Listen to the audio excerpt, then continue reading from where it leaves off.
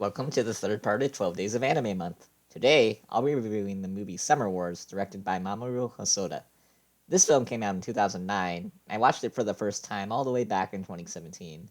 I had a great time, and then didn't watch it again until now.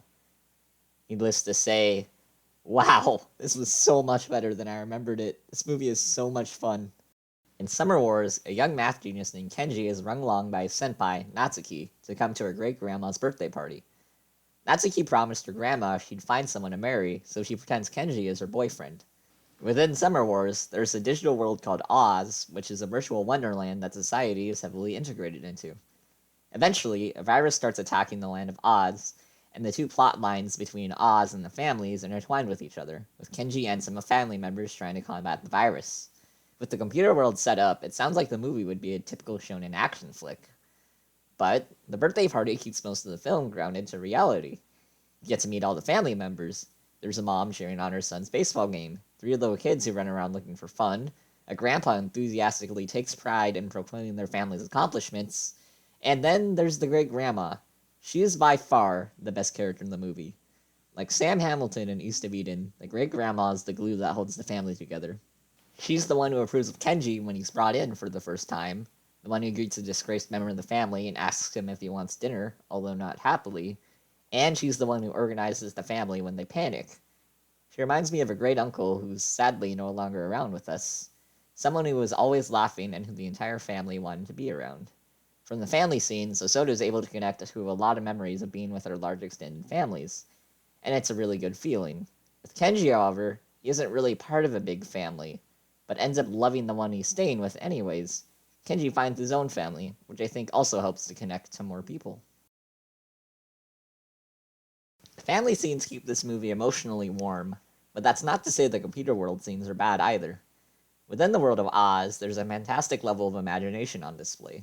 Computer avatars can be these epic manga-esque protagonists, or maybe they're little chibi figures. This movie doesn't waste time telling the audience what every part of Oz does, which is great. We only see a smidgen of the world, and that's enough to keep us interested while also moving the plot forwards. The computer world is also where all the action happens. Fights are super imaginative and move briskly, which makes sense considering Hosoda got his big start directing Digimon movies. As I think of it, Summer Wars is a much happier, and much better if I might add, version of Ready Player One, with a much lighter tone and more focused messages. Oz serves as both a celebration and a warning about technology. Since everything is so integrated into Oz, the virus ends up causing problems around the globe. Fire alarms go out of whack and navigation systems are jammed. But Oz is also where a boy can learn martial arts to get over bullying, and a place where people can communicate more directly across large distances. Technology isn't just black and white. And that's a good thing. General media tends to go one way or the other, where technology is either all good or all bad. Giving a realistic interpretation of both the benefits and the flaws of technology allows this movie to stand out. Now, when thinking of flaws in Summer Wars, there's only one thing that really hampered my enjoyment of the movie for me. That was Natsuki. She plays opposite Kenji as a main character, but Kenji gets way more screen time. Kenji develops to become more confident in himself while also still retaining his general kindness. He also uses his math a lot to help in the fight against the computer virus, so he feels important. Natsuki doesn't really grow as a character. She does move the plot forward, but those parts seem more like the creator screaming, "Hey look, she's doing something!" Near the climax of the movie is when I feel like this is the biggest detriment. Natsuki plays an extremely pivotal role in the final battle of the movie, but it isn't as cool as it should be. She's played up as this important figure, but we don't feel like she's as important as the movie says she is. That's not to say the final battle scenes, or her scenes in general, are bad. It's just that they could have handled them way better. Despite a lack of development for one of its main characters, Summer Wars is still a ton of fun. Likeable characters and a relatable family means the real world is always a joy to watch, and the imaginative shenanigans of Oz keep the computer world scenes equally as interesting. When both worlds intertwine, the movie is able to play with its themes about the pros and cons of technology and the importance of family at the same time.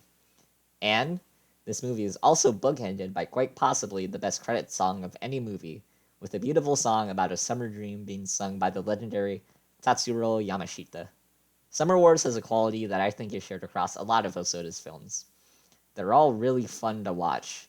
I feel like I could watch this movie over and over again and not get bored, and that's great. I might not have as much to say about this film as I did with Weathering with You, but that's fine. A movie doesn't have to try to teach extreme, overarching messages with complex plots to be good. Sometimes, a simpler movie can appeal to more people. Summer Wars is the most fun I've had watching a movie on this marathon so far, and I can full heartedly recommend it. Whether you've seen it before or not, you're sure to have a good time. So, next up on the stack. Oh, is it time to cry already?